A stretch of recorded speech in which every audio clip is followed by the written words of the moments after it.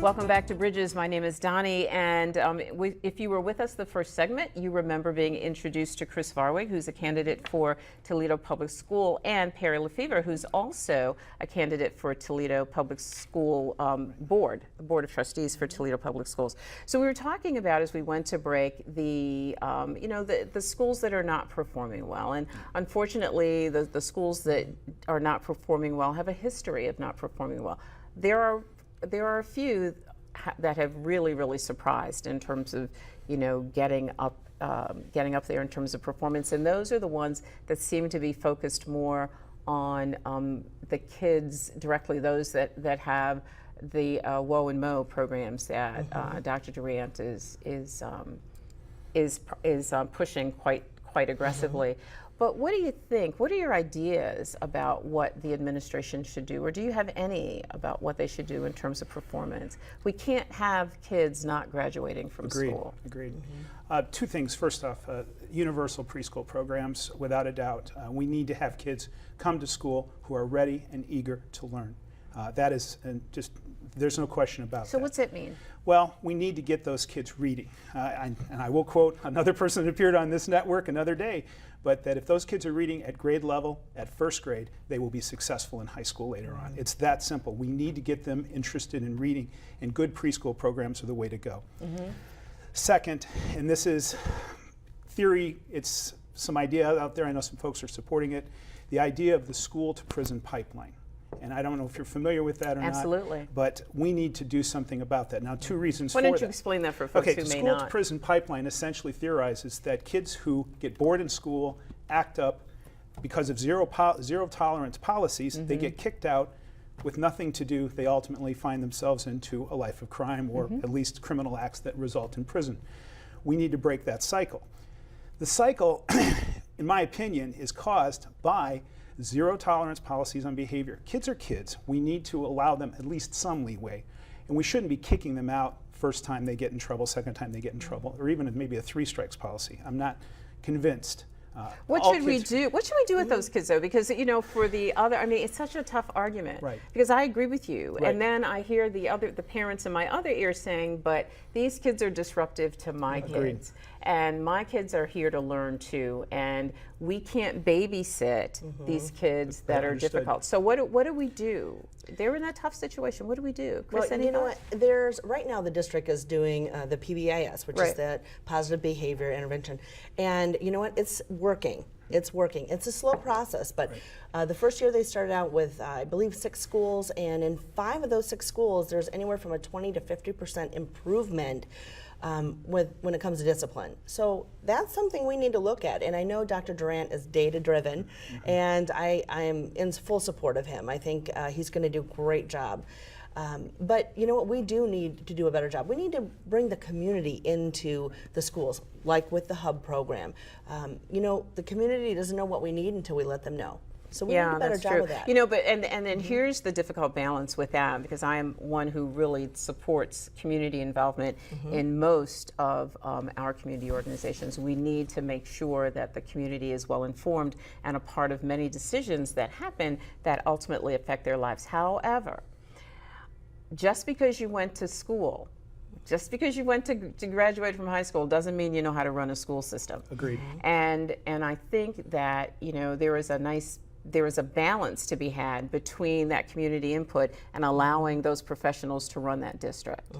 And that's a really tough balance. Can I also add that I think developing, and we already have the Young Men and Young Women of Excellence programs, we need to expand those programs. We need to get more kids into those kind of leadership development programs, and they'll be role models for their fellow students. I really believe that. That seems to be working at Martin Luther King and some other schools where... We have a leadership academy where I teach as well, and it's very important that we develop the leadership skills in these children, because they are the next generation. They will have our jobs. Yeah, we should mention to folks that you're currently teaching at Northview I teach in Sylvania. At Northview, that's correct. Chris? Well, I also think that we need additional opportunities for our kids, because when they're engaged in fun activities, they're more likely to stay out of trouble. So, but how do you guys expect to make all these changes with such limited resources? I mean, the reality is you have no more resources than the boards Sure. before you. Sure. And in some ways you might have less. If you don't pass this levy, you're going to have less. Right. So what makes you think this can get done? Well, I'm a positive person, so I'm Yes, always you going are. to believe in the betterment of humanity. So, you know what? When there's a will, there's a way, and you get creative. For example, you know, I started a chess club at Beverly Elementary. It grew. We had 80 kids in there by the time I left. You know, I started the district tourney for that. We invite all of the schools from across the district, not just TPS, but across Northwest Ohio. You know, providing those type of opportunities, you know, reaching out to the community. Hey, you know what? Did you know that we need a chess club advisor at this school? You know what? How do you know unless you ask them? So some of the great things don't have to be really expensive. They then. don't. Absolutely not. No. Yeah, they don't No, have a to. running club, an art club. My goodness. You're telling me that a business would not be willing to sponsor something like that? Yeah. I think they would. Yeah. I think More they would. partnerships with business, more, you know, for volunteer programs, some kind of reward for volunteers. We don't reward our teachers, our students, we don't reward enough. And it doesn't take much. It's just a little thing, a pat on the back, a Right. thank you card occasionally. We don't reward people enough. And I think that is something we need to develop almost a culture on. You know, it doesn't take much. People know their time is valuable. Give them a little reward. Just say, here, you did a great job. Thank you. Yeah. Perry, you, part of what you do is to be president of the Sylvania Education Association, which is actually your union. Yes, it is. Is that right? Yes, it so is. are you going to be the union guy on the I board? am not going to be the union guy on the board, but thank you for asking. A lot of people want to turn that into a no, and trust me, that's something a lot of people have always asked me, and my father included. It is not a liability; it is an asset. How is it an asset? I have been more so than the typical classroom teacher in situations in every educational setting in a public school. I have dealt with the stakeholders in all of those settings. I have worked through problems with them. I've negotiated contracts. I've worked through financial reports and 5-year forecasts. I understand, I'm fairly conversant in state law as far as public education and labor law, but I don't agree with everything.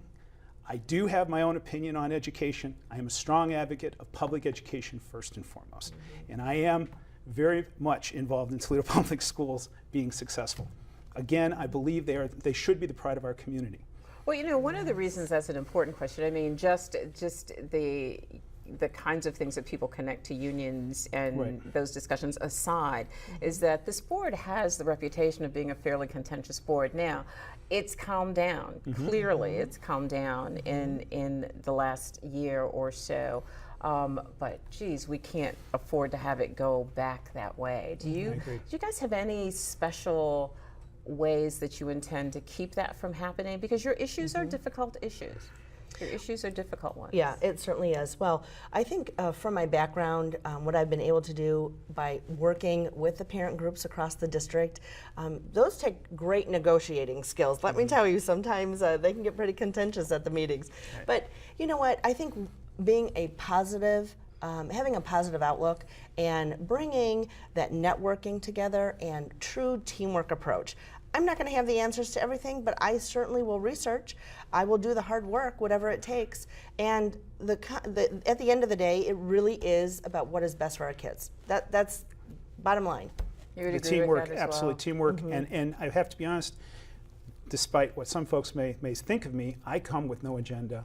My agenda is simply to make Toledo Public Schools the pride of our community. Okay, I'm That's going it. to say that again for you. Perry wants you all to know that despite what you may think, he comes with no agenda. I appreciate that. He Thank comes you. with no agenda, even though he's the union president. I just want to come with no agenda. I understand that, but I am also a resident of Toledo for 25 years and a proud parent of 2 graduates of Toledo Public Schools. My son will graduate this year and be a teacher Wow, from really? BGSU, middle school math and science. I told him, do not be a social studies teacher.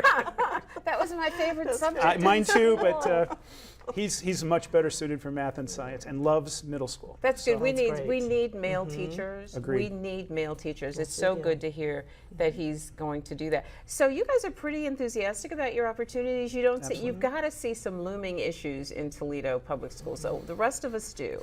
But you're not talking about anything that you find overwhelming in the school district. Nothing. No. You know what?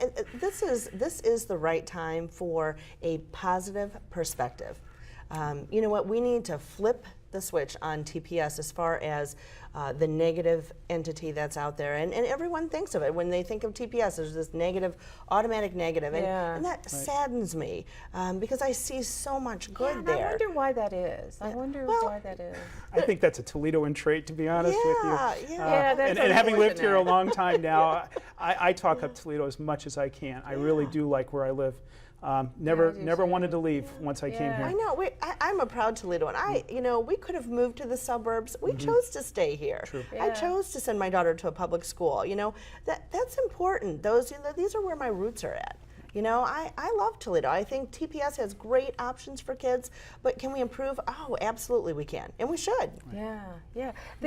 One of your biggest difficulties, I think, in terms of finances, and we don't have much time to discuss this, is the pull from the schools outside of and the funding, the funding for the school system. Right. And I know that's something that you're particularly passionate about, is wanting to change the way the school systems are funded. Well, I do have issues with the way we fund schools in Ohio. I'm not the only one on that.